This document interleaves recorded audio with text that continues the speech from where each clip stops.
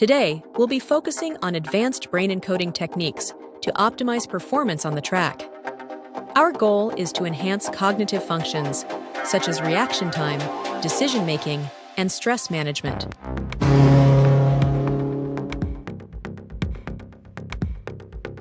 Neural adaptation. The brain learns to interpret the sensations from the car's movements, converting this data into precise instructions for the driver's limbs. This process is similar to how musicians or athletes develop muscle memory.